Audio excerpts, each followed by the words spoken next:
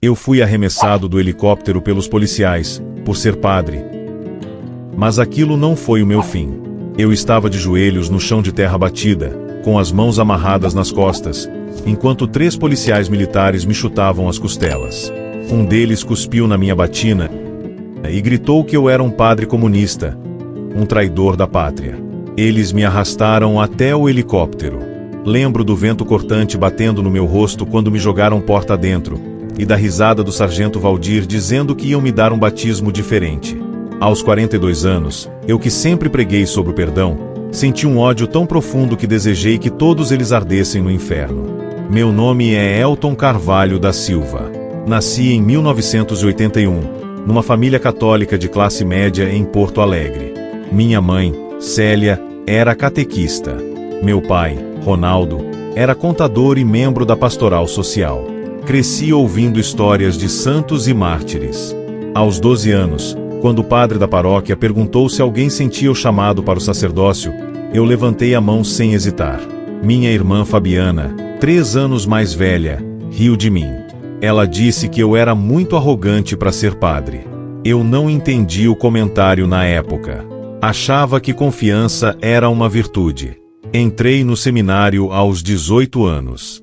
Fui um aluno exemplar.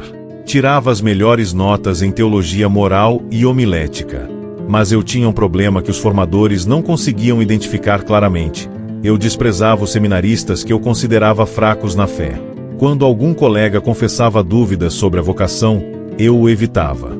Achava que dúvida era sinal de falta de compromisso. Eu não tinha paciência com quem chorava de saudade da família ou reclamava das regras rígidas do seminário. Para mim, eles eram fracos. Eu era forte. Eu tinha certeza absoluta do meu chamado. Fui ordenado padre aos 28 anos, em 2009, na Diocese de São Miguel das Missões, no Rio Grande do Sul. A cerimônia foi linda. Minha mãe chorou. Meu pai abraçou o bispo. Fabiana me deu um terço de presente e sussurrou: "Tomara que você aprenda a ter misericórdia com as pessoas." Eu sorri, mas por dentro pensei que ela não entendia nada sobre o que significava ser padre. Misericórdia sim, mas não com quem escolhia o erro deliberadamente. Nos primeiros anos, fui designado para uma paróquia em área rural.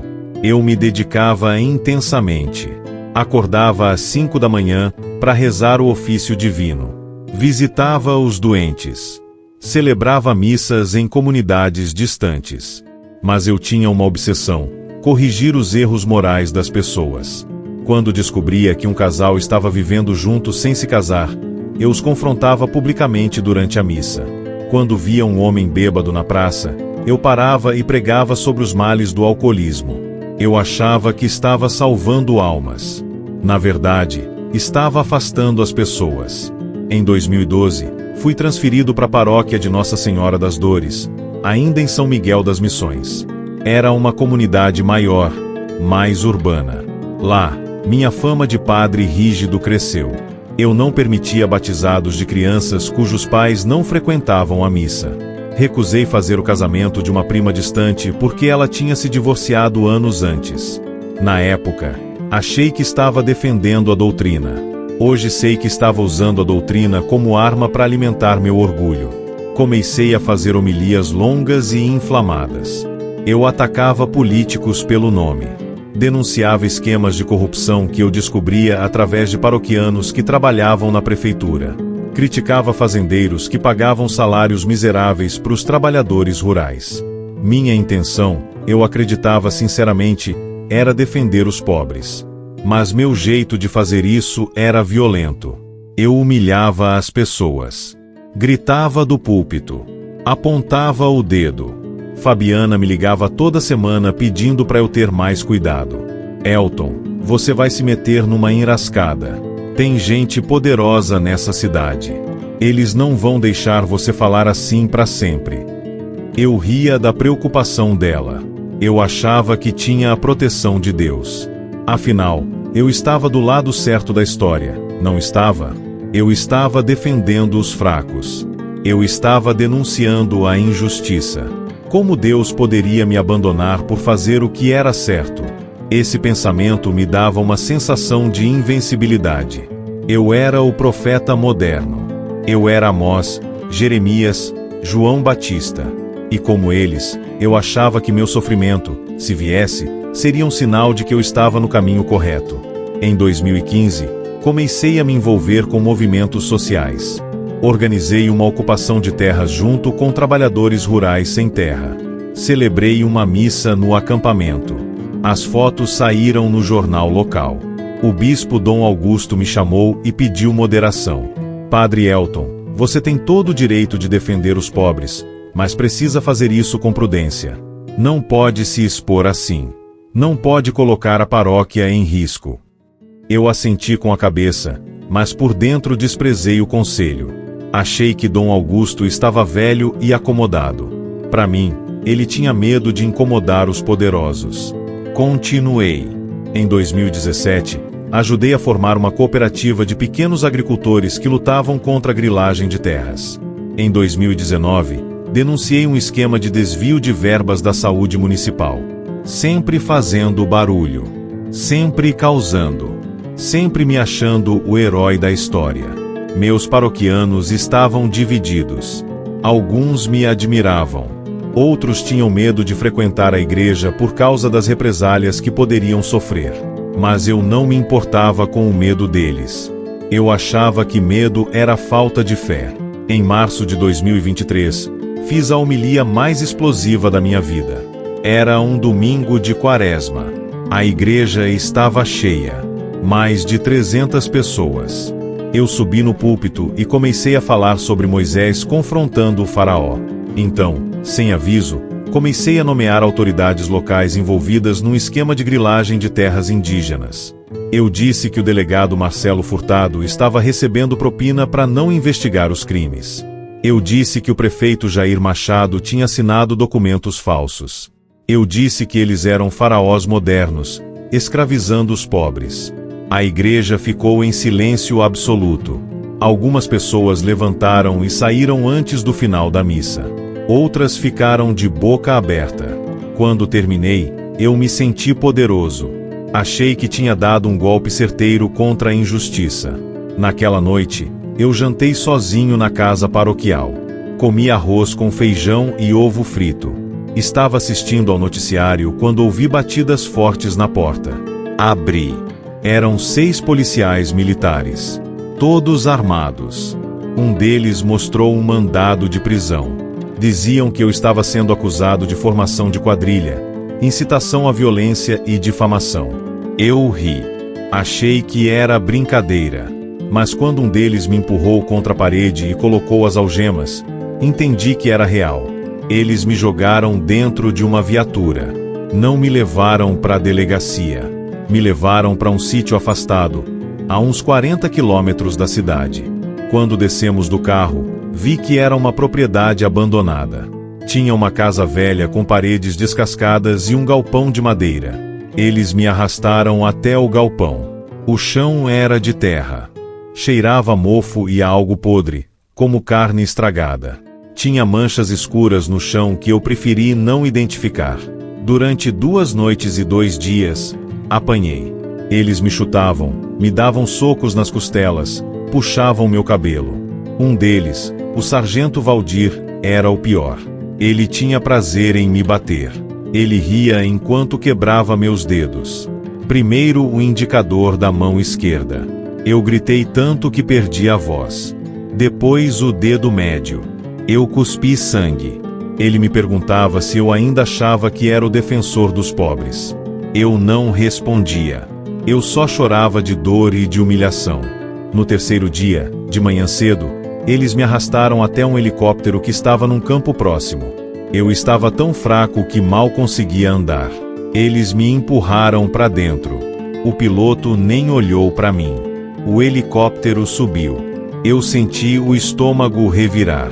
Valdir estava sentado ao meu lado. Ele se aproximou do meu ouvido e disse: "Você queria ser mártir, padre? Então vai virar anjo." Eu tremia. Não de frio, mas de pânico. Ele abriu a porta lateral do helicóptero em pleno voo. O vento entrou com uma força ensurdecedora. Eu vi o chão lá embaixo, pequeno, distante.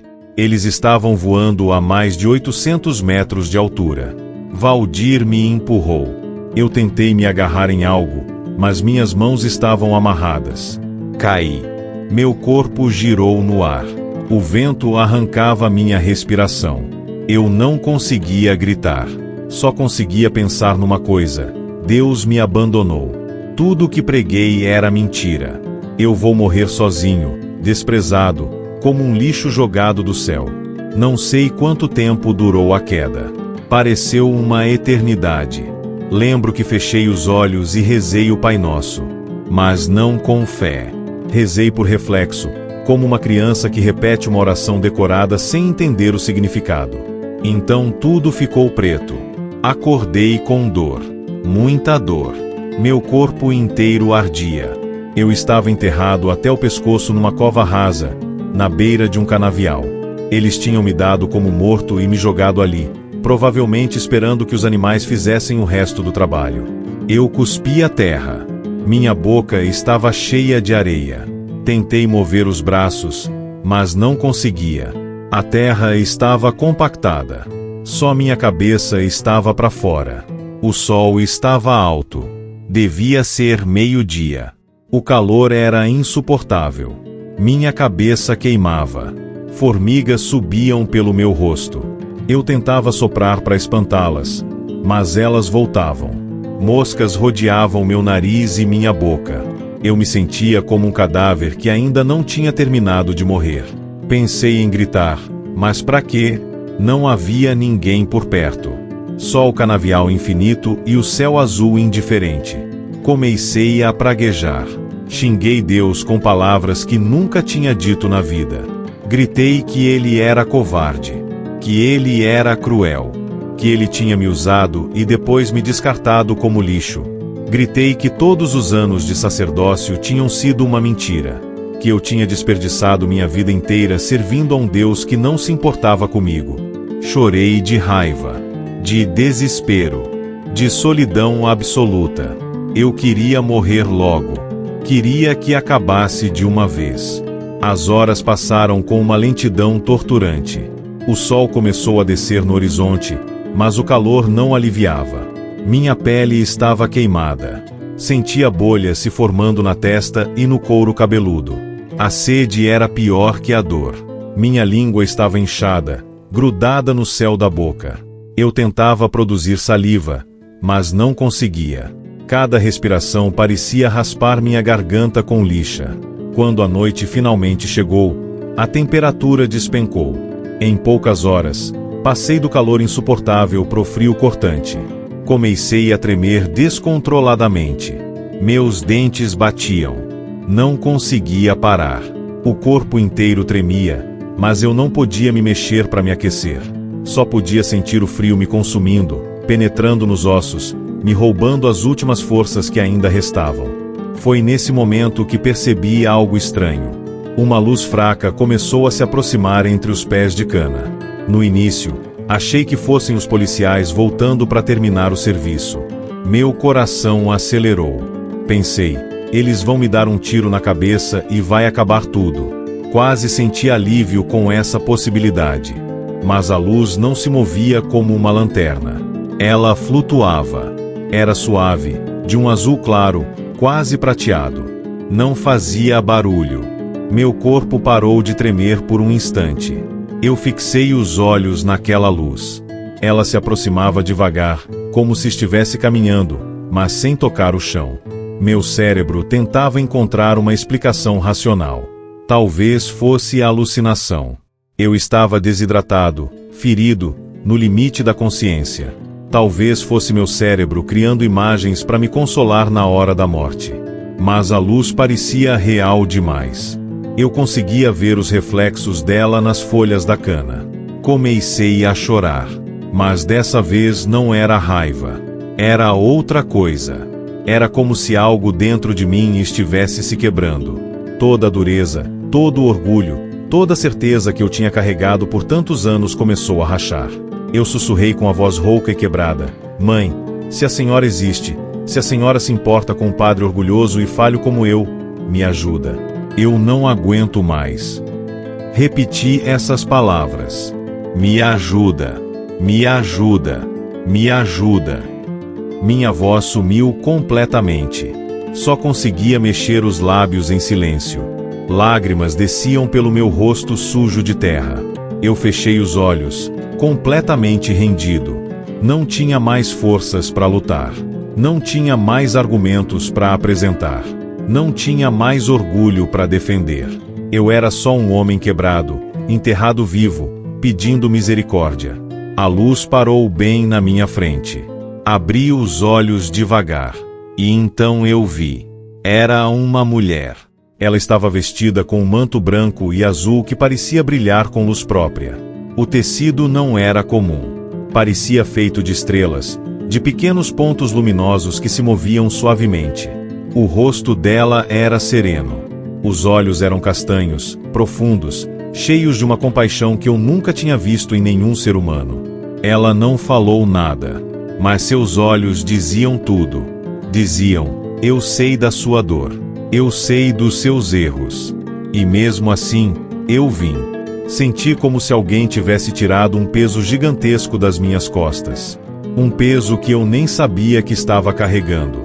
Era como se anos de tensão, de raiva acumulada, de julgamentos que eu fazia sobre mim mesmo e sobre os outros, tudo isso tivesse sido removido num único instante.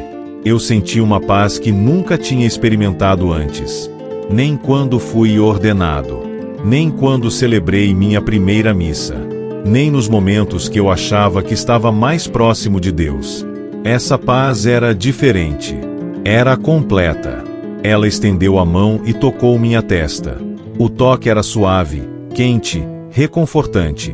Instantaneamente, a dor sumiu. Completamente. As costelas quebradas, os dedos fraturados, as queimaduras na pele, tudo parou de doer. Senti uma energia percorrer meu corpo inteiro, como se cada célula estivesse sendo restaurada. Ela apontou para a terra ao meu redor. Não disse nada, mas eu entendi o gesto. De repente, o solo começou a se mover sozinho. Era como se mãos invisíveis estivessem me desenterrando. A terra se afastava, subia, se depositava ao lado. Em menos de 1 minuto, eu estava livre. Meus braços, que estavam enterrados e imobilizados, agora estavam soltos. Meu corpo inteiro estava deitado na superfície. Eu conseguia respirar profundamente. Conseguia me mexer. Olhei para ela de novo, mas ela já não estava mais lá. A luz tinha desaparecido. Fiquei deitado no chão, olhando para o céu estrelado, tentando processar o que tinha acabado de acontecer. Será que foi real? Será que foi um sonho? Mas quando olhei para o lugar onde ela estava, vi algo que me fez ter certeza de que não foi imaginação. No chão, havia a marca perfeita de 2 pés descalços. Não eram marcas comuns. Pareciam queimadas na terra, como se tivessem sido feitas de luz. Passaram-se alguns segundos e as marcas começaram a brilhar levemente, depois desapareceram. Levantei com dificuldade. Minhas pernas tremiam, mas conseguiam me sustentar. Olhei ao redor tentando me localizar. O canavial se estendia por todos os lados. Não sabia exatamente onde estava, mas sabia a direção geral da cidade. Comecei a caminhar. Cada passo era um esforço, mas eu sentia que não estava sozinho. Era como se alguém caminhasse ao meu lado, me sustentando. Caminhei durante horas. Atravessei o canavial, passei por uma estrada de terra, cortei caminho por um pasto. A lua estava cheia e iluminava o caminho. Não encontrei nenhum carro, nenhuma pessoa. Era madrugada. O mundo inteiro parecia estar dormindo. Só eu estava acordado, cambaleando pela estrada, com a batina rasgada e suja, os pés descalços sangrando, mas com uma certeza crescente no peito: eu tinha sido salvo. Não por mérito meu, não porque eu merecia, mas por pura misericórdia. Depois de 12 quilômetros, cheguei na casa da minha irmã Fabiana. Ela morava num bairro afastado de São Miguel das Missões. Bati na porta. Eram quase 4 da manhã. Ela demorou para atender. Quando finalmente abriu e me viu, parada ali, coberto de terra, com a batina rasgada, os olhos fundos, ela levou a mão à boca. Não disse nada. Só me olhou por alguns segundos, como se estivesse vendo um fantasma. Então caiu de joelhos no chão e começou a chorar. Elton, Elton, meu Deus, você está vivo. Ela se levantou e me abraçou com força. Eu senti o calor do abraço dela, o cheiro do perfume que ela sempre usava, e comecei a chorar também. Choramos juntos na porta, sem dizer nada, apenas sentindo o alívio de estarmos vivos e juntos. Fabiana me levou para dentro. Me deu água. Preparou um chá. Me ajudou a tirar a batina e colocou curativos improvisados nos meus ferimentos. Ela não fazia muitas perguntas. Acho que tinha medo das respostas. Só dizia, graças a Deus, você voltou. Depois de um tempo, quando me acalmei um pouco, contei tudo. Desde a prisão até o helicóptero, desde a cova até a aparição. Ela ouviu em silêncio, segurando minha mão. Quando terminei, ela sussurrou, Elton, a notícia da sua morte já se espalhou. Fizeram uma missa de corpo ausente ontem. O bispo Dom Augusto celebrou. Todo mundo achava que você tinha sido executado. Senti um arrepio. Então eu realmente tinha morrido, pelo menos aos olhos do mundo. E agora estava de volta. Não sabia como processar isso. No dia seguinte, Fabiana ligou pro bispo. Dom Augusto veio pessoalmente até a casa dela. Quando me viu, ficou pálido. Abraçou-me por um longo tempo, em silêncio. Depois me pediu para contar tudo de novo. Contei. Incluí todos os detalhes, inclusive a visão da Nossa Senhora. Dom Augusto ouviu tudo com atenção.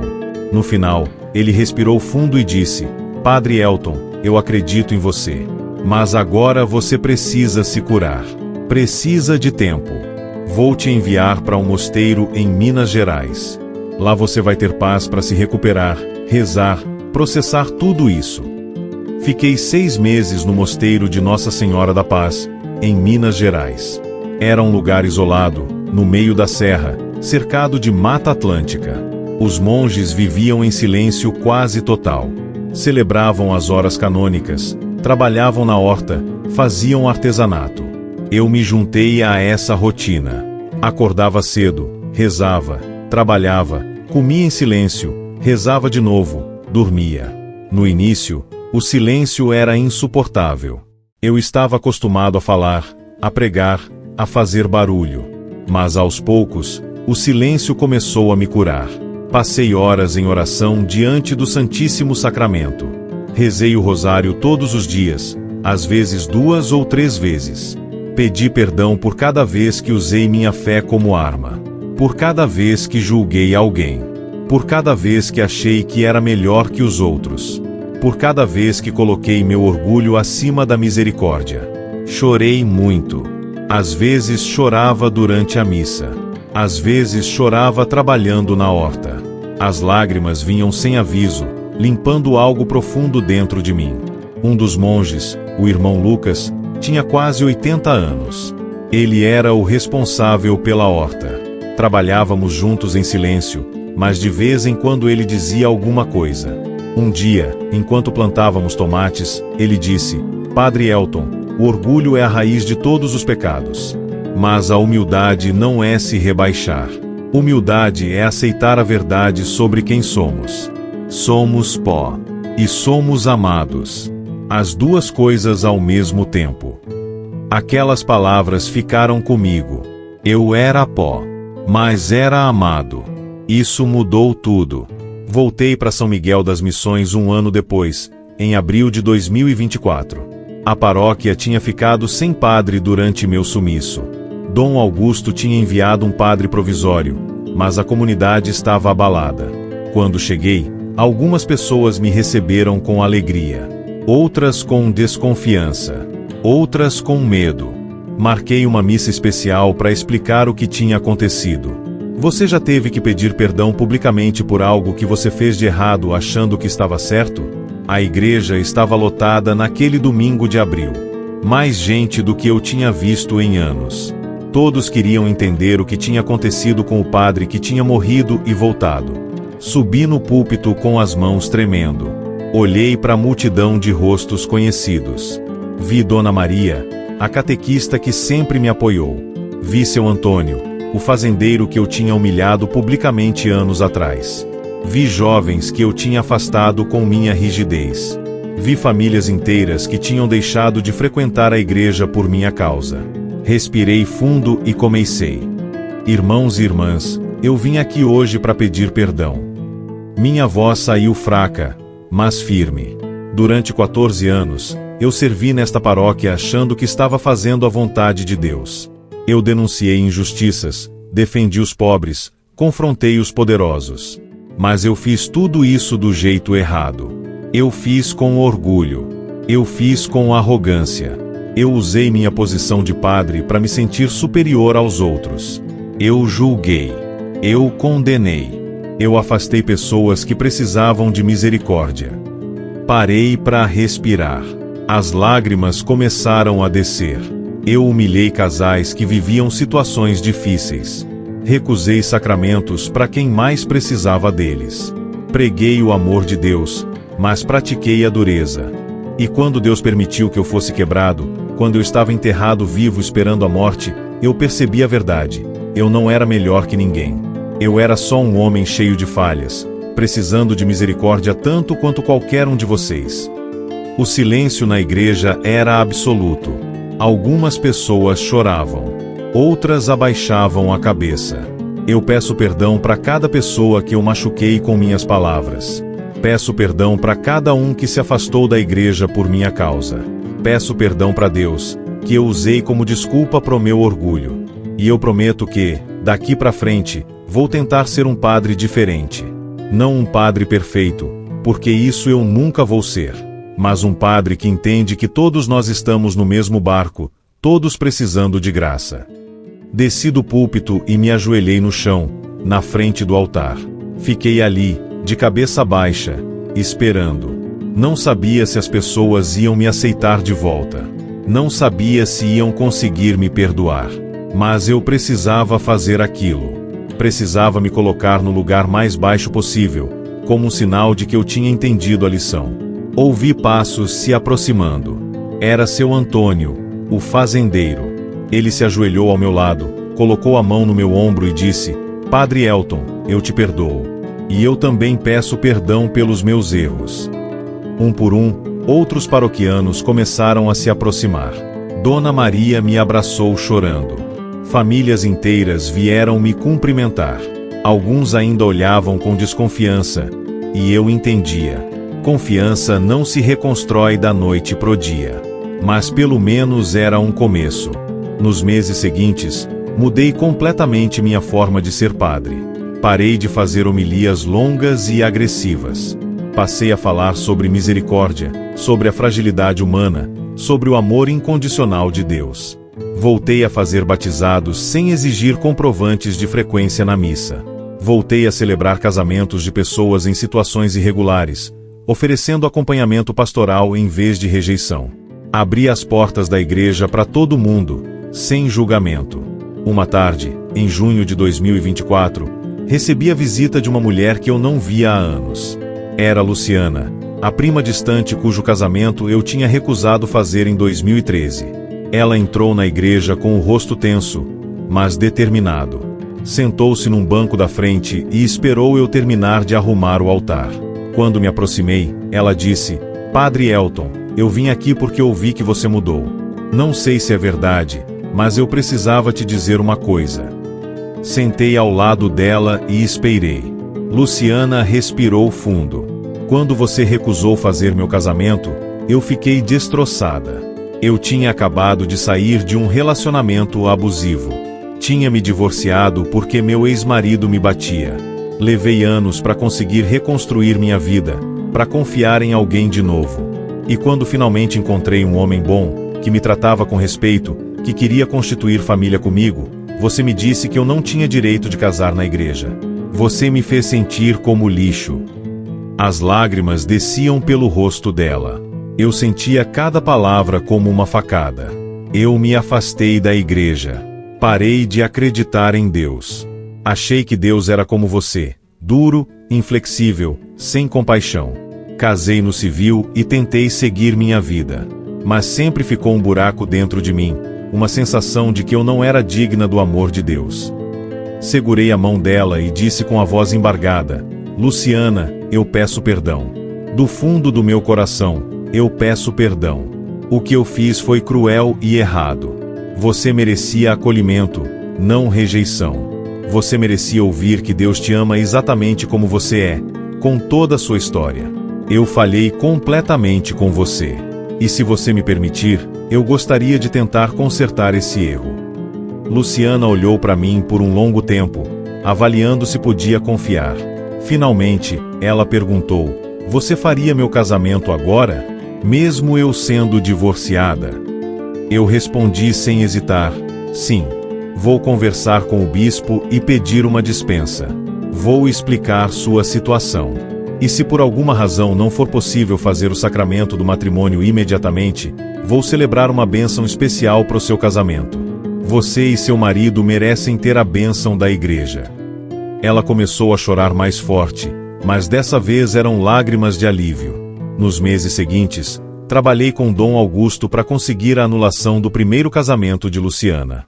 O processo foi demorado, mas em dezembro de 2024, conseguimos. Celebrei o casamento dela numa cerimônia simples e bonita. Ver o sorriso no rosto dela, ver a paz que ela finalmente tinha encontrado, foi uma das experiências mais gratificantes da minha vida. Era como se Deus estivesse me mostrando que a redenção não é só para quem caiu, mas também para quem causou a queda. Em 2025, a paróquia começou a crescer de novo. Mas era um crescimento diferente. Não eram pessoas vindo para ouvir discursos inflamados sobre política e justiça social. Eram pessoas quebradas, feridas, buscando um lugar onde pudessem ser aceitas como eram. Vinham mães solteiras. Vinham homens que tinham saído da prisão. Vinham jovens com vícios. Vinham casais em crise. Vinham todos aqueles que a sociedade e, muitas vezes, a própria igreja tinha rejeitado. Criei um grupo de apoio que se reunia todas as quintas-feiras à noite. Chamávamos de Grupo da Misericórdia. Não tinha regras complicadas. Não tinha julgamento. As pessoas só vinham, compartilhavam suas histórias, rezavam juntas, se apoiavam mutuamente. Alguns dos participantes tinham histórias tão pesadas que eu mal conseguia acreditar. Mas todos tinham uma coisa em comum. Tinham sido quebrados pela vida e estavam buscando uma forma de se reconstruir. Um dos membros mais assíduos era o Marcos, um ex-presidiário que tinha cumprido 12 anos de pena por tráfico de drogas. Ele tinha saído da prisão havia 6 meses e estava lutando para se reintegrar na sociedade. Ninguém queria dar emprego para ele. A família tinha se afastado. Ele morava num quartinho alugado e sobrevivia fazendo bicos. Marcos vinha ao grupo toda semana e dizia: Padre, aqui é o único lugar onde eu me sinto gente de novo. Um dia, depois de uma reunião, Marcos veio falar comigo em particular. Padre Elton, eu quero me confessar, mas tenho medo de que o Senhor me rejeite quando ouvir tudo o que eu fiz. Eu coloquei a mão no ombro dele e disse: Marcos, eu fui jogado de um helicóptero e enterrado vivo por causa do meu orgulho. Eu xinguei Deus de todas as formas possíveis. E mesmo assim, Ele me salvou. Não há nada que você possa me contar que vai fazer Deus desistir de você. Marcos se confessou durante quase 1 hora. Contou sobre os crimes que tinha cometido, sobre as pessoas que tinha prejudicado, sobre a violência que tinha praticado. No final, ele estava chorando tanto que mal conseguia falar. Dei-lhe a absolvição e disse: Marcos, seus pecados estão perdoados. Agora você precisa aprender a se perdoar também. Deus já te deu uma nova chance. Não desperdice ela se punindo pelo passado. Nos meses seguintes, ajudei Marcos a conseguir um emprego na cooperativa de agricultores que eu tinha ajudado a fundar anos atrás. Os agricultores hesitaram no início, mas quando expliquei a história dele e garanti que ia acompanhar de perto, eles concordaram em dar uma chance. Marcos trabalhou com dedicação. Nunca faltou um dia. Nunca deu motivo para reclamação.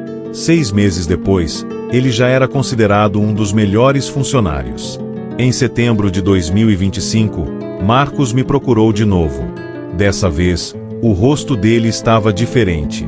Tinha uma luz nos olhos que eu nunca tinha visto antes. Padre, eu conheci uma moça. Ela trabalha na cooperativa também. A gente tem conversado bastante. Ela sabe da minha história toda, e mesmo assim, ela gosta de mim. Eu nunca pensei que isso seria possível. Eu sorri e disse: Marcos, isso se chama graça. Quando você menos espera, a vida te surpreende. A cada pessoa que eu via sendo restaurada, eu sentia que parte da minha própria restauração também acontecia. Era como se Deus estivesse me mostrando que meu sofrimento não tinha sido em vão. Que toda aquela dor, toda aquela humilhação, tinha um propósito: me ensinar a ser um instrumento de misericórdia em vez de ser um instrumento de julgamento. Mas nem tudo era fácil. Ainda havia pessoas na cidade que me odiavam.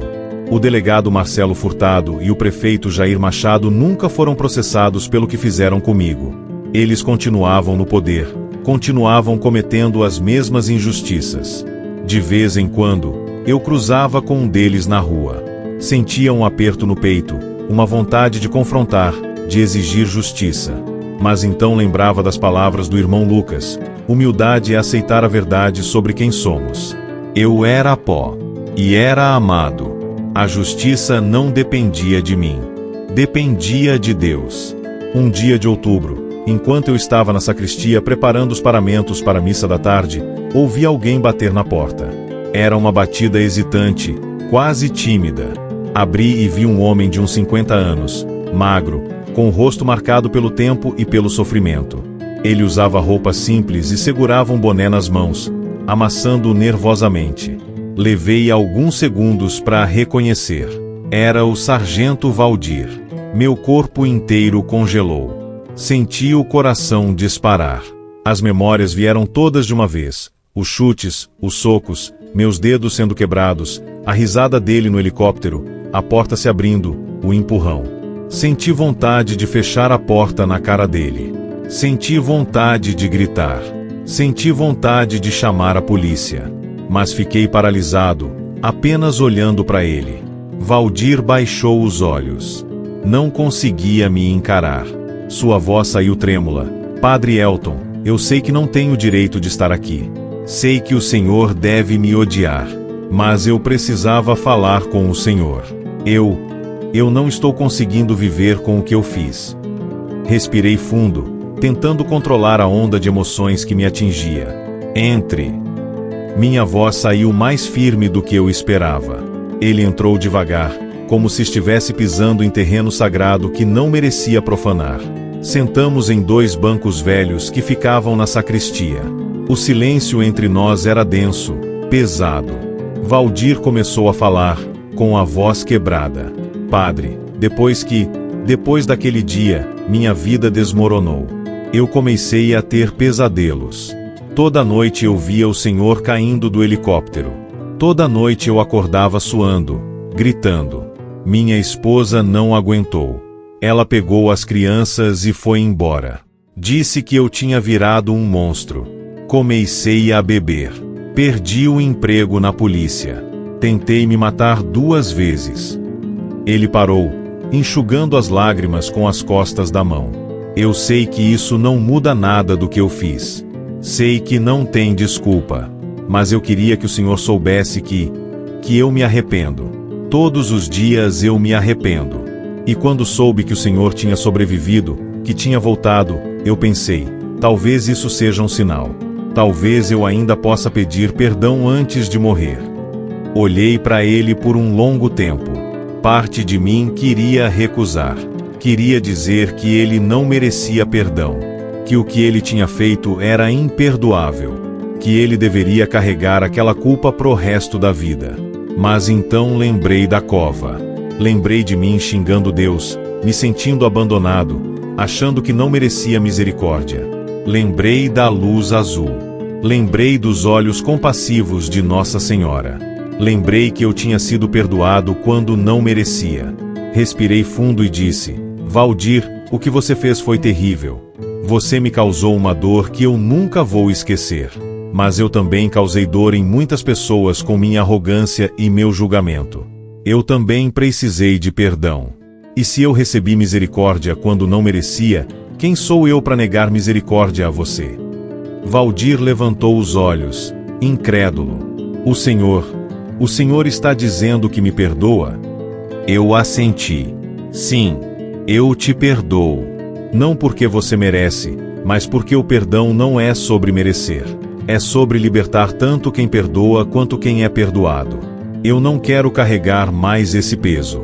E você também não precisa. Ele desabou em lágrimas.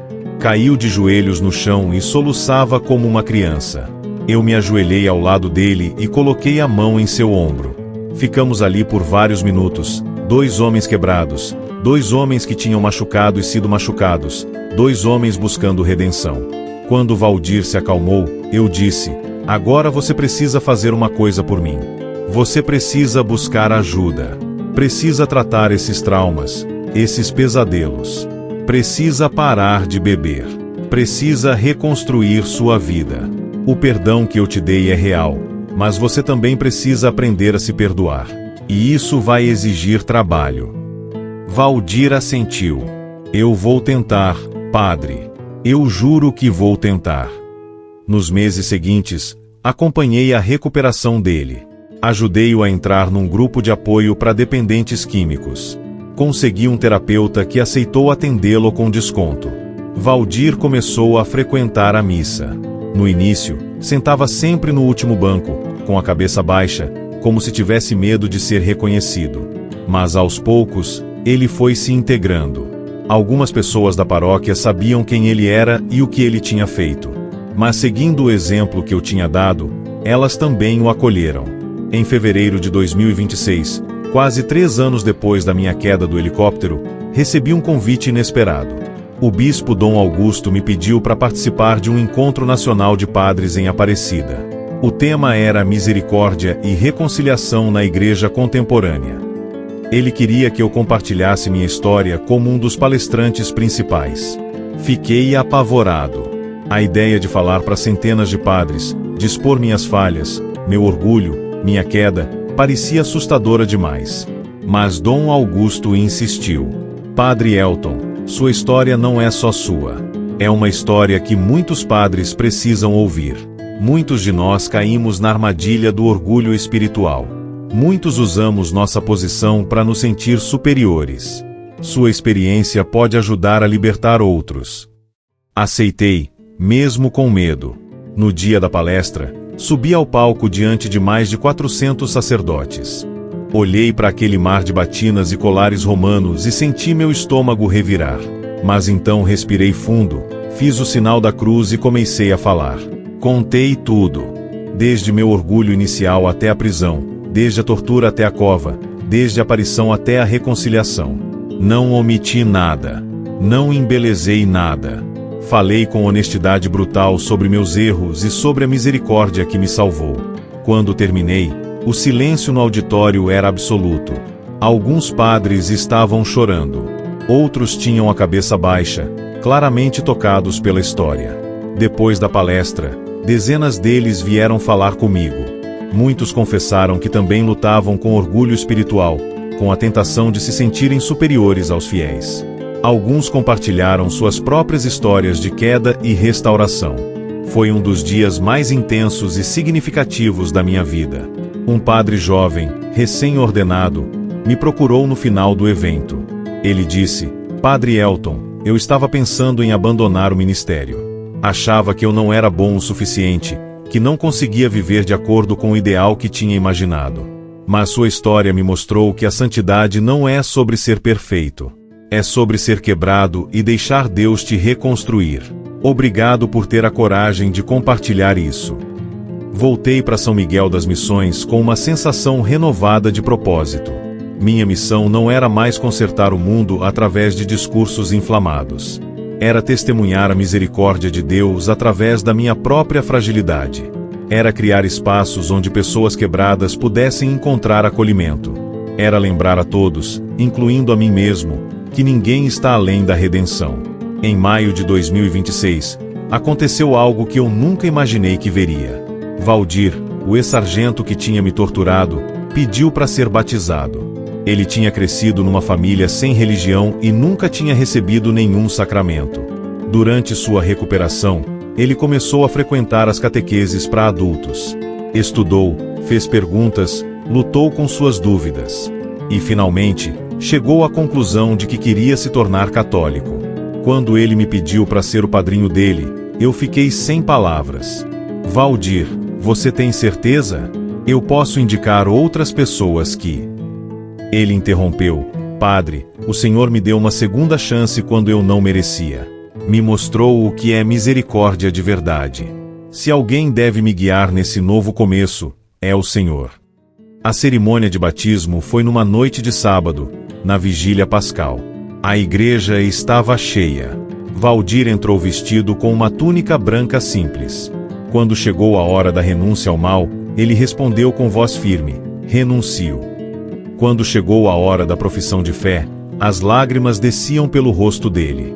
E quando derramei a água sobre sua cabeça dizendo: eu te batizo em nome do Pai, do Filho e do Espírito Santo, senti que estava presenciando um milagre tão grande quanto minha própria sobrevivência. Depois da cerimônia, Valdir me abraçou e sussurrou: obrigado por não desistir de mim. Eu respondi: Valdir, foi Deus quem não desistiu de nós dois. Hoje, em outubro de 2026, quase 4 anos depois daquela noite terrível na cova, eu celebro cada missa como se fosse a última. Olho para cada rosto na Assembleia e vejo não pecadores que precisam ser corrigidos, mas filhos amados de Deus que precisam ser acolhidos. Quando vejo uma imagem de Nossa Senhora, eu paro, faço uma oração silenciosa e sussurro: obrigado por não desistir de mim quando eu já tinha desistido de tudo. Aprendi que a fé não é uma fortaleza onde nos escondemos da realidade.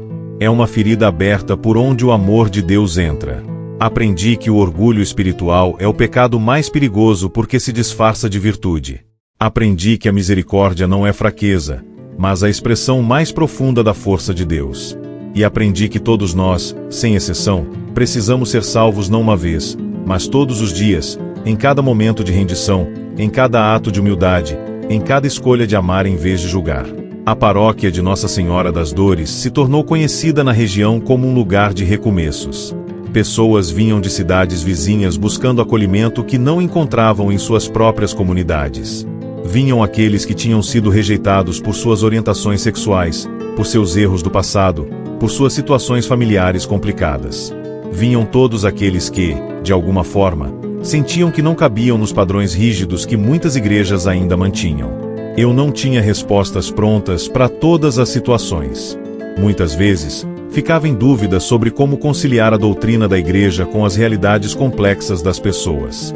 Mas aprendi a sentar, ouvir, rezar junto e buscar caminhos de acompanhamento pastoral em vez de simplesmente fechar portas. Descobri que o Evangelho não é um manual de regras, mas um convite ao encontro. E no encontro, Deus sempre encontra um jeito de agir. Uma das histórias que mais me marcou foi a de Renata. Ela tinha 26 anos e tinha crescido na igreja, mas se afastou quando assumiu sua homossexualidade aos 19. Durante 7 anos, ela evitou qualquer contato com a religião, convencida de que Deus a rejeitava. Mas depois que sua mãe faleceu de câncer, ela sentiu um vazio enorme e uma necessidade de reconexão espiritual. Veio me procurar numa tarde de junho, cheia de medo e defensiva. Padre, eu sei que a igreja não me aceita. Sei que você provavelmente vai me dizer que eu estou em pecado. Mas minha mãe me criou católica e, antes de morrer, ela me pediu para não abandonar completamente a fé. Então eu vim aqui, mesmo sabendo que vou ouvir coisas que vão me machucar. Ela falava rápido, como se quisesse se proteger antecipadamente da rejeição que esperava. Respirei fundo e disse: Renata, eu não vou te julgar. Não estou aqui para isso. Estou aqui para te ouvir, para rezar com você, e para te lembrar de uma coisa: Deus te ama. Completamente. Sem condições. Sua mãe sabia disso. Por isso ela te pediu para não abandonar a fé. Porque ela sabia que você é filha amada de Deus, independentemente de qualquer outra coisa. Renata começou a chorar. Não eram lágrimas de tristeza, mas de alívio. Eu achei que você ia me expulsar daqui. Eu balancei a cabeça. Renata, eu fui jogado de um helicóptero por causa do meu orgulho. Fui enterrado vivo e salvo pela misericórdia de Deus quando não merecia. Quem sou eu para fechar as portas da igreja para você? Esta casa é sua também. Nos meses seguintes, Renata voltou a frequentar a missa. Não toda semana, mas quando sentia necessidade. Ela participava do grupo da misericórdia e ali encontrou uma comunidade que a acolheu sem fazer perguntas invasivas. Alguns meses depois, ela me procurou de novo. Padre, eu gostaria de trabalhar como voluntária na catequese. Sei que talvez cause polêmica, mas eu acho que tenho algo a oferecer para as crianças. Conversei com a coordenadora da catequese, Dona Rosa, uma senhora de 68 anos que sempre foi conservadora. Expliquei a situação. Ela hesitou, mas depois disse: Padre Elton, se o senhor confia nela, eu também confio. E se isso causar problema com alguns pais, a gente conversa. Mas não vamos negar a ela a chance de servir. Renata se tornou uma das catequistas mais dedicadas. As crianças adoravam ela. Outro caso que me desafiou profundamente foi o do casal Joana e Roberto. Eles viviam juntos há 15 anos e tinham 3 filhos. Nunca tinham se casado oficialmente porque Roberto tinha um casamento anterior no civil que ele nunca tinha regularizado. Quando vieram me procurar pedindo para batizar o filho caçula, eu poderia ter recusado, como fazia antigamente. Mas em vez disso, sentei com eles e perguntei: vocês querem regularizar a situação de vocês? Querem se casar? Roberto explicou: Padre, eu tentei resolver o divórcio do primeiro casamento várias vezes, mas é muito caro. Eu trabalho como pedreiro e mal consigo pagar as contas. Não tenho dinheiro para advogado. Pensei por um momento e disse: deixa comigo. Vou conversar com alguns advogados da paróquia e ver se conseguimos ajuda gratuita. E enquanto isso, vamos batizar seu filho sim. A criança não tem culpa da situação irregular dos pais. Consegui a ajuda de um advogado paroquiano que se ofereceu para fazer o processo gratuitamente. Levou quase um ano, mas o divórcio de Roberto foi finalizado. Em julho de 2026, celebrei o casamento deles numa cerimônia simples e emocionante. Os 3 filhos participaram como pajens e daminhas. Ver aquela família finalmente regularizada, depois de tanto tempo, foi uma alegria imensa. Mas nem todas as histórias tinham finais tão bonitos. Houve casos em que, apesar de todo o acompanhamento pastoral, as pessoas escolheram caminhos diferentes. Houve casamentos que não se salvaram. Houve vícios que não foram vencidos. Houve dores que não foram curadas. Aprendi que fazer parte da vida das pessoas não significa ter o poder de consertar tudo. Às vezes, nossa missão é apenas estar presente na dor, testemunhar o sofrimento e oferecer a certeza de que, mesmo quando tudo desmorona, Deus não abandona. Em agosto de 2026, recebi uma carta anônima deixada na secretaria da paróquia. A carta dizia: Padre Elton, você se tornou frouxo. Você acolhe todo tipo de pecador sem exigir que mudem de vida. Você está levando almas para o inferno com sua falsa misericórdia. A igreja precisa de profetas que denunciem o pecado, não de padres que fazem vista grossa. Você traiu sua vocação. A carta me atingiu profundamente. Fiquei acordado aquela noite inteira pensando: será que eu tinha me tornado permissivo demais? Será que, na tentativa de não ser rígido como antes, tinha ido para o extremo oposto? Será que estava realmente ajudando as pessoas ou apenas fazendo com que se sentissem confortáveis no pecado? As dúvidas me consumiam. Na manhã seguinte, fui rezar diante do Santíssimo. Fiquei ali em silêncio por quase 2 horas, levando todas essas questões para Deus. E aos poucos, uma paz foi tomando conta de mim. Lembrei das palavras de Jesus: eu não vim chamar os justos, mas os pecadores. Lembrei de como ele comia com os publicanos e prostitutas. Lembrei de como ele acolheu a mulher adúltera sem condená-la, mas também não a deixou no pecado, dizendo: vai e não peques mais. Entendi que meu papel não era julgar quem era digno de entrar na igreja.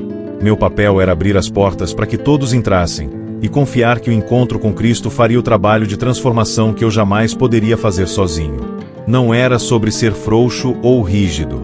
Era sobre ser um instrumento através do qual as pessoas pudessem experimentar o amor incondicional de Deus, e a partir desse amor, encontrar forças para crescer e mudar. Guardei a carta, mas não deixei que ela mudasse minha forma de ser padre. Continuei acolhendo, continuei ouvindo, continuei caminhando junto com pessoas quebradas, incluindo comigo mesmo, que ainda lutava todos os dias contra as tentações do orgulho e do julgamento. Em setembro de 2026, no aniversário de 3 anos da minha ordenação renovada, como eu gostava de chamar aquele período pós-ressurreição, organizei uma missa especial de ação de graças. Convidei todas as pessoas que tinham feito parte da minha restauração: Fabiana, Dom Augusto, o irmão Lucas do Mosteiro, Valdir, Luciana, Marcos, Renata, Joana e Roberto, e tantos outros. Durante a homilia, compartilhei uma reflexão que tinha me acompanhado nos últimos meses. Irmãos e irmãs, durante anos eu achei que minha missão era ser forte para Deus. Ser um soldado, um profeta, alguém que não vacilava, que não duvidava, que não caía. Mas Deus me ensinou, da forma mais dolorosa possível, que Ele não precisa da minha força. Ele precisa da minha fraqueza. Porque é na fraqueza que Sua graça se manifesta com mais poder. Olhei para a assembleia e vi rostos atentos, alguns com lágrimas nos olhos. Cada um de vocês aqui é uma prova viva de que Deus não desiste de ninguém. Cada história de recomeço que testemunhei nestes últimos anos me mostrou que a redenção é sempre possível. Não importa quão fundo você caiu. Não importa quantas vezes você errou. Não importa o que as pessoas dizem sobre você. O que importa é que Deus te olha e vê não o que você foi, mas o que você pode se tornar quando deixa Ele te reconstruir. Depois da missa, fizemos uma confraternização no salão paroquial. Foi uma festa simples, com comida feita pelos paroquianos, música ao vivo de um violeiro local e muita conversa. Ver todas aquelas pessoas juntas, rindo, compartilhando histórias, apoiando umas às outras, foi a confirmação de que eu estava no caminho certo. A igreja não era um clube de perfeitos. Era um hospital de campo onde feridos cuidavam de outros feridos. Valdir se aproximou de mim no momento da festa. Ele estava sóbrio há mais de 1 ano, tinha conseguido um emprego como segurança num supermercado e estava reconstruindo o relacionamento com os filhos. Padre Elton, posso fazer uma pergunta pessoal? Assenti. O senhor ainda tem pesadelos sobre aquele dia? Respirei fundo antes de responder. Sim, Valdir. Ainda tenho. Não toda noite como antes, mas ainda tenho. Acho que algumas cicatrizes nunca desaparecem completamente. Mas aprendi que não preciso ter vergonha delas. Elas fazem parte da minha história. Elas me lembram de onde Deus me tirou. Ele assentiu, pensativo. Eu também ainda tenho pesadelos. Mas agora, quando acordo, eu rezo. E isso me acalma. Sorri. Valdir, isso é crescimento. Isso é cura. Não acontece de uma vez só, mas acontece. Outubro de 2026 chegou trazendo a primavera e com ela uma sensação de renovação. A paróquia tinha crescido tanto que precisamos formar 2 novas equipes de ministros da comunhão. O grupo da misericórdia agora se reunia 2 vezes por semana porque o número de participantes tinha triplicado. Jovens que antes evitavam a igreja começaram a aparecer, curiosos sobre aquele padre que pregava sobre fragilidade e recomeços em vez de perfeição moral. Um desses jovens era o Gabriel, de 19 anos. Ele tinha saído da igreja aos 16 depois que foi expulso da catequese de Crisma por fazer perguntas incômodas sobre contradições que percebia entre o que era pregado e o que era praticado. Quando voltou, 3 anos depois, veio cheio de desconfiança. Padre, eu só vim aqui porque minha avó está doente e ela me pediu. Mas eu não acredito mais nessas coisas. Para mim, religião é só hipocrisia. Não tentei convencê-lo do contrário. Apenas disse, Gabriel, eu entendo sua decepção. Eu também já fui hipócrita muitas vezes. Usei minha fé para me sentir superior aos outros. Então eu não vou tentar te convencer de nada. Só vou te fazer um convite. Fica por aqui um tempo. Observa. Vê se consegue encontrar algo real no meio de toda a imperfeição. E se não encontrar, pelo menos você tentou, e sua avó vai ficar em paz. Gabriel começou a frequentar a missa dominical, sempre sentado no último banco, sempre com expressão cética. Mas ele também começou a vir ao grupo da misericórdia. Lá, ouviu histórias reais de pessoas reais lutando com problemas reais. Ouviu Marcos falar sobre sua luta contra as tentações do mundo do crime. Ouviu Valdir falar sobre seu processo de perdoar a si mesmo. Ouviu Renata falar sobre reconciliar sua sexualidade com sua fé. E aos poucos, algo nele começou a mudar. 3 meses depois, Gabriel me procurou. Padre, eu acho que estava errado. Religião não é hipocrisia. Pessoas religiosas podem ser hipócritas, eu incluído. Mas existe algo real aqui. Eu sinto. Não sei explicar, mas sinto. Sorri. Gabriel, isso que você está sentindo tem um nome: graça. É Deus te tocando de um jeito que a razão não consegue explicar. E você não precisa ter todas as respostas para começar a caminhar nessa direção. Gabriel pediu para retomar a preparação para a Crisma. Estudou com dedicação, fez perguntas profundas e inteligentes, desafiou algumas tradições que não faziam sentido para ele, mas sempre com respeito. Em dezembro de 2026, ele foi crismado numa celebração emocionante. Sua avó, já bem debilitada, estava na primeira fileira, chorando de alegria. 2 meses depois, ela faleceu. Gabriel me disse: Padre, eu sei que minha avó morreu em paz porque me viu voltar para a igreja. Mas o que ela não sabia é que, ao me pedir isso, ela me deu o maior presente da minha vida. Me deu a chance de encontrar um sentido que eu não sabia que estava procurando. Histórias como a de Gabriel se multiplicavam. Cada pessoa que chegava quebrada e saía restaurada, mesmo que parcialmente, era uma confirmação de que o trabalho que fazíamos tinha valor. Mas eu sabia que nada disso era mérito meu. Eu era apenas um canal. Um canal imperfeito, rachado, mas ainda assim útil nas mãos de Deus. Em janeiro de 2027, quase 4 anos depois da minha queda, recebi um telefonema inesperado. Era de um jornalista de Porto Alegre que tinha ouvido falar da minha história através de um dos padres que estavam no encontro de Aparecida. Ele queria fazer uma reportagem sobre transformação e redenção, e achava que minha experiência seria um bom ponto de partida. Hesitei. Não gostava da ideia de expor ainda mais minha história. Não queria me tornar uma figura pública. Mas o jornalista insistiu: Padre Elton, não é sobre você se tornar famoso. É sobre dar esperança para pessoas que estão passando por situações difíceis. Quantas pessoas podem estar hoje onde você estava naquela cova, achando que tudo acabou, precisando ouvir que existe um caminho de volta? Consultei Dom Augusto. Ele me aconselhou: Padre Elton, se sua intenção for dar glória a Deus e não a você mesmo, então aceite. Mas estabeleça limites. Não deixe que isso se torne sobre você. Deixe que seja sobre a graça que te salvou. Aceitei, com a condição de que a matéria focasse não em mim, mas nas pessoas da paróquia que tinham experimentado transformação. A reportagem foi publicada em março de 2027 num dos principais jornais do estado. A repercussão foi maior do que eu imaginava. Recebi centenas de mensagens de pessoas de todo o Brasil compartilhando suas próprias histórias de queda e restauração. Recebi cartas de presidiários, de dependentes químicos, de pessoas que tinham tentado suicídio, todas dizendo a mesma coisa: obrigado por me mostrar que ainda há esperança. Mas também recebi críticas.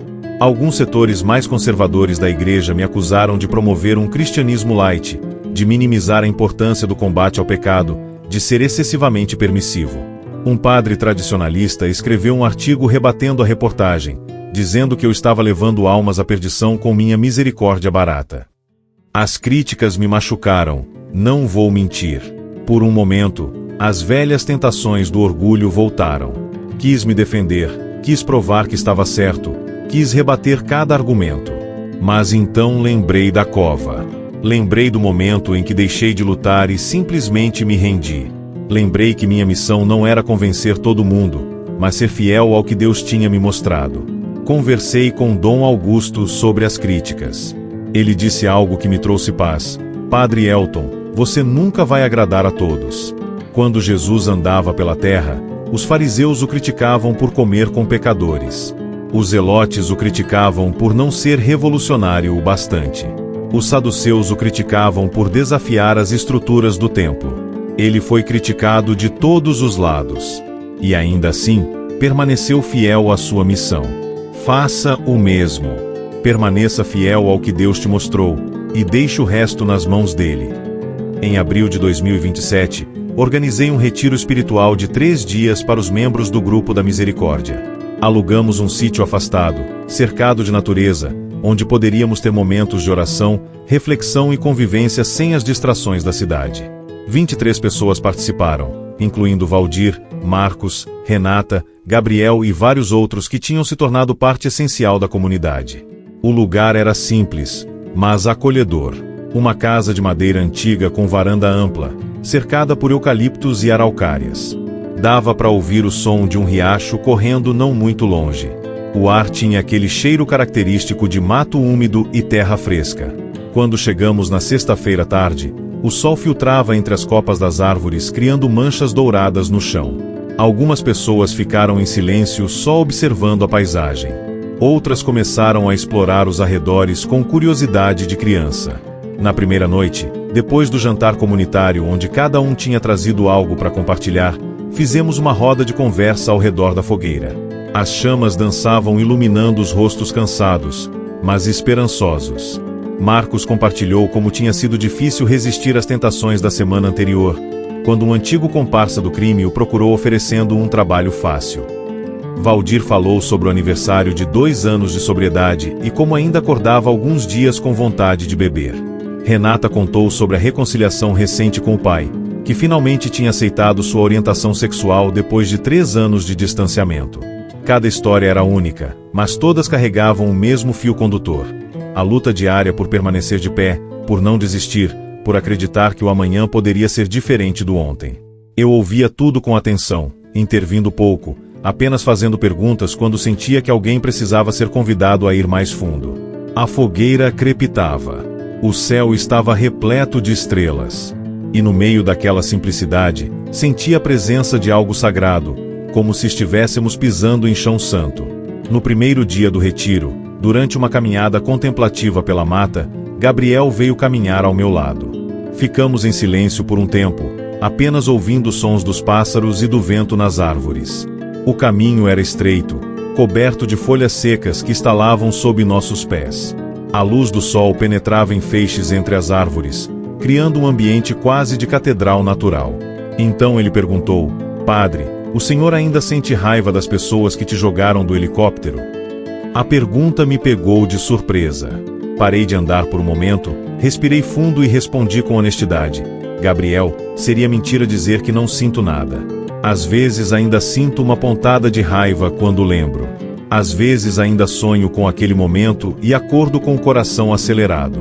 Mas aprendi que perdoar não significa esquecer ou deixar de sentir. Perdoar significa escolher, todos os dias, não deixar que aquela raiva me controle. Significa entregar essa dor para Deus repetidamente, até que um dia ela doa menos." Gabriel assentiu, pensativo. Continuamos caminhando por alguns minutos em silêncio. Então ele disse: "Eu tenho raiva do padre que me expulsou da catequese. Ele me fez sentir que minhas dúvidas eram pecado, que questionar era falta de fé. Isso me afastou de Deus por anos. Como eu perdoo isso?" Coloquei a mão no ombro dele e paramos novamente. Olhei nos olhos dele e vi a dor ainda fresca, mesmo depois de tanto tempo. "Gabriel, da mesma forma que você está fazendo agora, reconhecendo a dor, nomeando-a, trazendo ela para a luz. E então, pouco a pouco, escolhendo não deixar que ela defina seu futuro. Aquele padre errou, assim como eu errei com tantas pessoas. Mas você está aqui hoje, vivo na fé, e isso é a prova de que o erro dele não teve a última palavra na sua história." Vi os olhos dele se encherem de lágrimas. Ele tentou disfarçar, olhando para cima, mas as lágrimas desceram mesmo assim. "É difícil, padre. Eu quero perdoar, mas tem dias que a raiva volta com tudo." Abracei-o. "Eu sei, Gabriel. Eu sei. Mas você não está sozinho nessa luta. Nenhum de nós está." Naquela tarde, organizamos uma oficina de arte contemplativa. Distribuí folhas de papel, lápis de cor, tintas e pincéis. A proposta era simples. Cada pessoa deveria expressar visualmente como se sentia naquele momento da vida, sem palavras, apenas cores e formas. Não precisava ser bonito ou técnico, apenas honesto. Alguns hesitaram no início, dizendo que não sabiam desenhar. Mas aos poucos, todos se entregaram ao exercício. Renata pintou uma árvore com raízes profundas e galhos que se estendiam para o céu. Marcos desenhou um caminho sinuoso com pedras pelo trajeto, mas uma luz no horizonte. Valdir fez algo abstrato, manchas escuras misturadas com toques de amarelo e azul. Quando todos terminaram, fizemos uma exposição improvisada na varanda da casa. Cada um explicou sua obra, e foi impressionante ver como aqueles desenhos simples carregavam tanta profundidade emocional. Naquela noite, durante a adoração ao Santíssimo, convidei cada participante a escrever numa folha de papel algo que precisava deixar ir. Uma mágoa, um ressentimento, uma culpa, um medo. Não precisava mostrar para ninguém. Era entre cada um e Deus. A capela improvisada estava iluminada apenas por velas. O silêncio era profundo, quebrado apenas pelo som ocasional de alguém assoando o nariz ou sussurrando uma oração. Vi pessoas escrevendo com mãos trêmulas. Vi lágrimas pingando sobre o papel. Vi gente rasgando a folha e recomeçando, como se não conseguisse encontrar as palavras certas para nomear aquilo que carregavam. Levou quase 1 hora até que todos terminassem. Depois, fizemos uma pequena fogueira no quintal do sítio. A noite estava fria, e o calor das chamas era reconfortante. Um por um, cada pessoa se aproximava da fogueira, segurava seu papel por um momento, como se estivesse se despedindo de algo que tinha sido parte da sua vida por muito tempo, e então jogava no fogo. Não foi um ritual mágico. Não foi uma solução instantânea. Mas foi um gesto simbólico poderoso de entrega e liberação. Vi Valdir jogar seu papel no fogo com lágrimas escorrendo pelo rosto. Ele ficou parado ali, observando o papel se transformar em cinzas, e sussurrou algo que não conseguia ouvir, mas parecia uma oração. Vi Marcos fazer o mesmo, com os punhos cerrados e os olhos fechados, como se estivesse lutando uma batalha interna enquanto soltava o papel. Vi Renata permanecer por um longo tempo segurando o papel antes de finalmente soltá-lo nas chamas, e quando fez isso, ela soltou também um suspiro profundo, como se tivesse segurado a respiração por anos. Cada um estava lidando com suas próprias batalhas internas, mas estava fazendo isso em comunidade, não mais sozinho. E essa era a diferença fundamental. Ninguém ali estava sozinho na sua dor. Todos carregavam feridas, mas juntos carregavam também esperança. No segundo dia, organizei uma oficina sobre perdão. Pedi que cada pessoa escrevesse uma carta. Podia ser para alguém que tinha machucado, para alguém que precisava perdoar, ou para si mesmo. As cartas não seriam enviadas. Era apenas um exercício de expressão e liberação. Demos 2 horas para essa atividade. Alguns terminaram rápido. Outros passaram todo o tempo escrevendo, enchendo páginas e páginas. Quando terminaram, ofereci 2 opções: guardar a carta como lembrança do processo ou queimá-la como gesto de liberação. A maioria escolheu queimar. Fizemos outra fogueira, menor dessa vez, e um por um foram depositando suas cartas no fogo. Gabriel queimou uma carta endereçada ao padre que o tinha expulsado da catequese.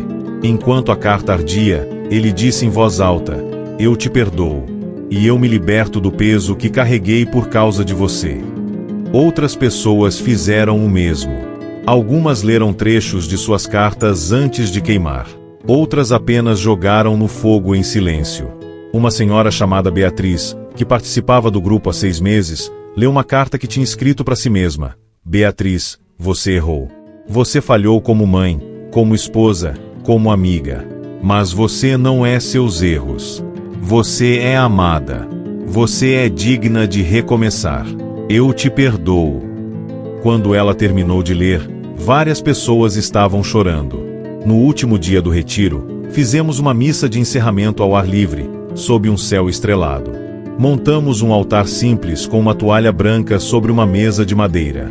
Colocamos flores silvestres que colhemos durante a caminhada da manhã.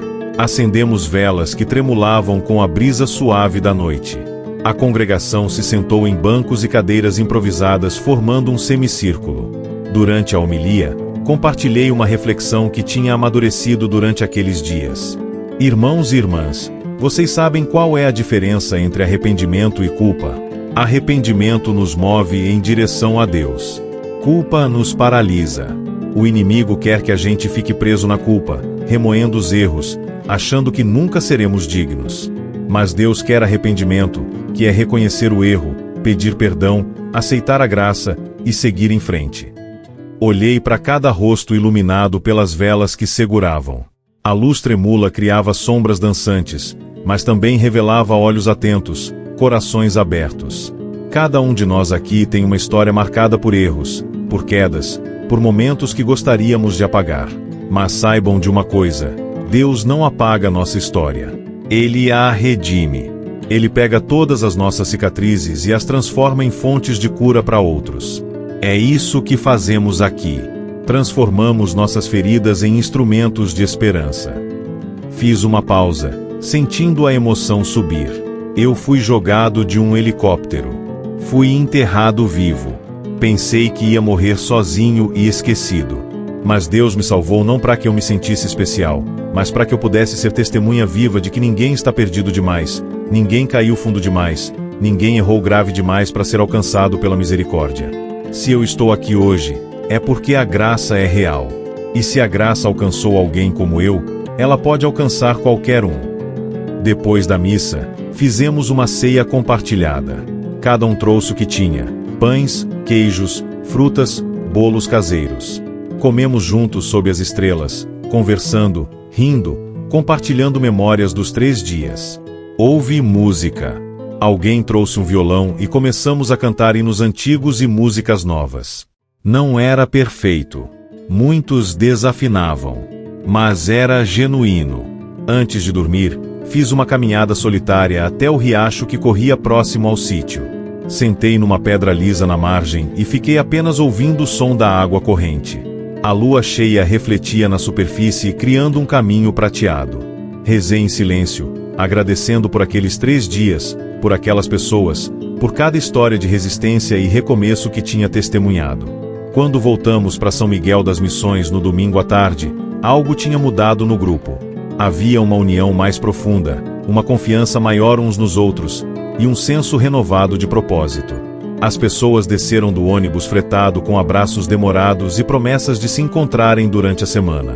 Alguns já marcaram almoços juntos. Outros combinaram visitas. Nos meses seguintes, vários membros do grupo começaram a se envolver em novos ministérios, levando adiante o que tinham experimentado. Marcos iniciou um grupo de apoio para ex-presidiários que se reunia toda terça-feira à noite na casa paroquial. Ele usava sua própria história como ponte para alcançar homens que saíam da prisão sem apoio, sem família, sem perspectiva. Em 6 meses, o grupo já tinha 15 participantes regulares. Renata começou a visitar jovens LGBT que estavam em conflito com suas famílias por causa da religião. Ela ia pessoalmente às casas, conversava com pais e mães, tentava construir pontes de diálogo. Nem sempre tinha sucesso. Algumas famílias batiam a porta na cara dela. Mas algumas se abriam, e nesses casos, ela conseguia promover reconciliações que pareciam impossíveis. Valdir passou a acompanhar pessoas que lutavam contra vícios. Ele frequentava grupos de alcoólicos anônimos não apenas como participante, mas como patrocinador de outros. Levava pessoas para consultas médicas, ajudava a conseguir emprego, oferecia seu telefone para ligações de emergência em momentos de recaída. Sua própria luta contra a bebida se transformou em fonte de esperança para dezenas de outros. Gabriel, o jovem que tinha voltado à igreja por insistência da avó, começou um grupo de estudos bíblicos voltado para jovens céticos como ele tinha sido. O grupo se reunia num café no centro da cidade e discutia fé, dúvidas, contradições aparentes da religião, sempre num ambiente de respeito e abertura. Em poucos meses, o grupo cresceu de 5 para 20 participantes. Cada um encontrou uma forma de transformar sua própria dor em serviço. E ao fazer isso, descobriram que servir aos outros também os curava. Era um ciclo virtuoso de cura mútua, onde feridos cuidavam de feridos e todos cresciam juntos. Em julho de 2027, recebi uma carta de uma das pessoas que tinha lido a reportagem no jornal meses antes. Era de uma mulher chamada Ana Paula, de Curitiba. O envelope tinha sido encaminhado pela redação do jornal até chegar em minhas mãos. A letra era trêmula, como se tivesse sido escrita às pressas ou com mãos nervosas.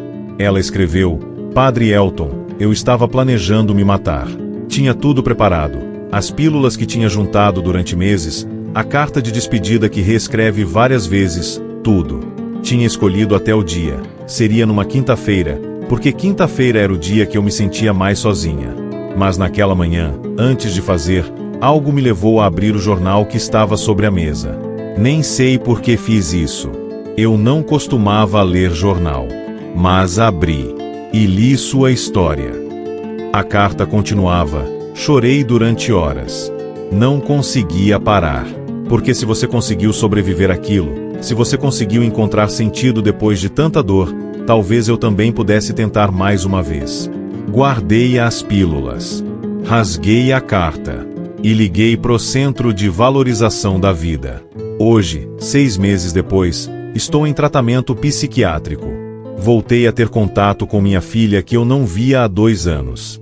Consegui um emprego meio período. Estou viva. E pela primeira vez em muito tempo, estou com vontade de continuar viva. Obrigada por ter compartilhado sua história. Você salvou minha vida sem nem saber. Que Deus continue te abençoando. Ana Paula. Quando terminei de ler a carta, minhas mãos tremiam. Caí de joelhos ali mesmo no meio da sacristia e chorei. Chorei de gratidão profunda. Chorei de alívio. Chorei porque entendi, de forma mais profunda do que nunca, que meu sofrimento não tinha sido em vão. Deus tinha pegado a pior experiência da minha vida e a tinha usado para gerar vida em outra pessoa. Isso era a redenção na sua forma mais pura e radical. Guardei aquela carta numa caixa especial onde coloco coisas sagradas. O terço que minha mãe me deu, a foto da minha ordenação, algumas cartas de paroquianos. De vez em quando, nos dias difíceis quando as dúvidas voltam, eu tiro a carta e releio. Ela me lembra de por que tudo isso importa. Hoje, em outubro de 2027, 5 anos depois daquela noite terrível na cova, eu continuo sendo padre na mesma paróquia. A rotina é parecida, mas o coração com que faço tudo é completamente diferente. Continuo acordando às 5 da manhã para rezar o ofício divino, mas agora as orações saem mais do coração do que da obrigação. Continuo celebrando missas, mas cada missa é uma oportunidade de testemunhar a misericórdia que me salvou. Continuo ouvindo confissões, mas agora escuto com mais paciência, com menos pressa de dar conselhos, com mais disposição de simplesmente estar presente na dor do outro.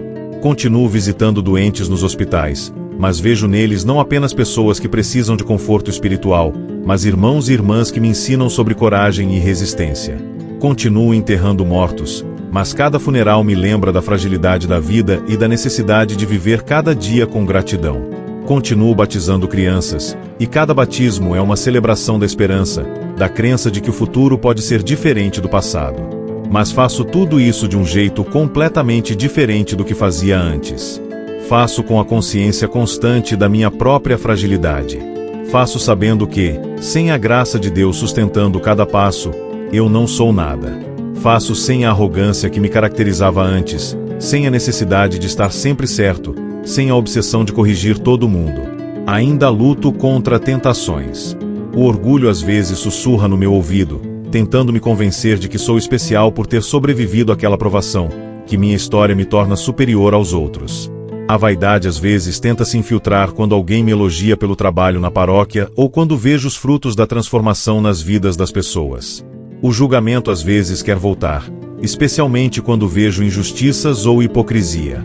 Mas aprendi a reconhecer essas vozes rapidamente. Sei identificar quando o orgulho está falando, quando a vaidade está me seduzindo, quando o julgamento está querendo tomar conta. E quando percebo, imediatamente levo isso para a oração. Às vezes vou até o Santíssimo e fico ali em silêncio, apenas reconhecendo minha fraqueza. Outras vezes ligo pro irmão Lucas, meu mentor espiritual do mosteiro, e compartilho com ele as lutas. E sempre, ele me lembra: Padre Elton, você é pó. E você é amado. As duas coisas ao mesmo tempo. Toda semana, sem exceção, vou visitar o cemitério onde minha mãe Célia está enterrada. Ela faleceu em 2025, 2 anos depois da minha ressurreição, como ela gostava de chamar.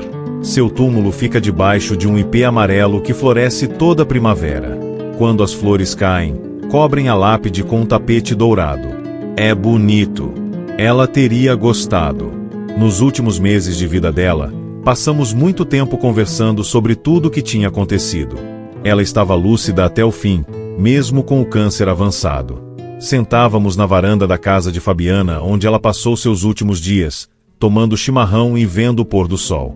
Ela me disse certa vez, com aquela voz fraca mas firme: Elton, eu sempre soube que você tinha um coração bom. Mas era um coração duro, fechado pelo orgulho. Você precisava que ele fosse quebrado para que pudesse amar de verdade. Deus permitiu que você caísse porque sabia que você tinha força para se levantar diferente. E ele estava certo.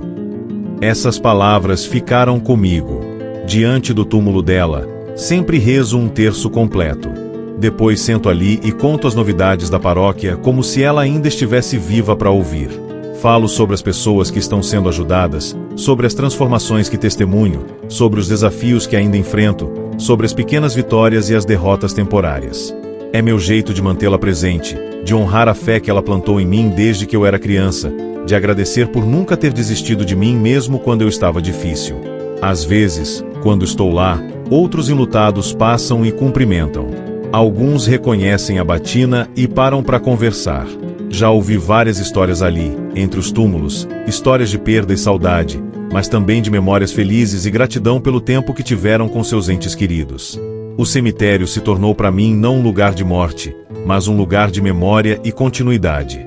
E toda vez que passo pela imagem de Nossa Senhora na igreja, toda vez que vejo aquele manto azul e branco, aquele rosto sereno e cheio de compaixão, eu paro. Não importa se estou com pressa, se tem gente esperando, se tenho 1000 coisas para fazer. Eu paro. Faço uma oração silenciosa, geralmente apenas respirando na presença dela, sem palavras. Lembro daquela luz no meio do canavial, daquela noite impossível quando eu estava mais perto da morte do que da vida. Lembro daqueles olhos cheios de compaixão que não me julgaram, que não me cobraram explicações, que apenas me olharam com amor incondicional. Lembro do toque suave na minha testa que tirou toda a dor num instante. Lembro da terra se movendo sozinha, me libertando da cova que seria meu túmulo. E sussurro, sempre sussurro, como um mantra que se tornou parte de mim: obrigado por não desistir de mim quando eu já tinha desistido de tudo. Às vezes acrescento: me ajuda a não desistir de ninguém, como a senhora não desistiu de mim. Porque essa é a missão agora: ser pro outros o que ela foi para mim naquela noite. Ser presença compassiva. Ser esperança encarnada. Ser testemunha viva de que ninguém está perdido demais. A paróquia mudou muito nesses anos. Não é mais aquele lugar silencioso e formal que era quando cheguei. Agora é barulhenta, cheia de vida, cheia de gente que não se encaixa nos padrões tradicionais. Tem crianças correndo pelos corredores. Tem adolescentes sentados nos degraus da entrada mexendo no celular. Tem idosos que vêm todo dia só para acender uma vela e fazer uma oração rápida. Tem gente de todo tipo, ricos e pobres, santos e pecadores, feridos e curadores. E no meio de toda essa mistura imperfeita e maravilhosa, eu aprendo todos os dias o que significa ser padre. Não é sobre ter todas as respostas. Não é sobre ser moralmente superior. Não é sobre corrigir todo mundo. É sobre caminhar junto. É sobre estar presente. É sobre testemunhar a graça de Deus se manifestando de formas inesperadas nas vidas das pessoas comuns. Será que, no fim, todos nós não estamos buscando o mesmo abraço, não é? Aquele abraço onde nossas cicatrizes são aceitas sem julgamento, onde nossa história é ouvida com atenção, onde nossa dor é reconhecida sem ser minimizada, onde nosso futuro não é definido pelo nosso passado, onde somos amados não apesar de quem somos, mas exatamente por quem somos, com todas as nossas imperfeições e contradições? Esse é o abraço que recebi naquela noite no canavial. E esse é o abraço que tento oferecer todos os dias a cada pessoa que entra na igreja buscando algo que nem sempre sabe nomear.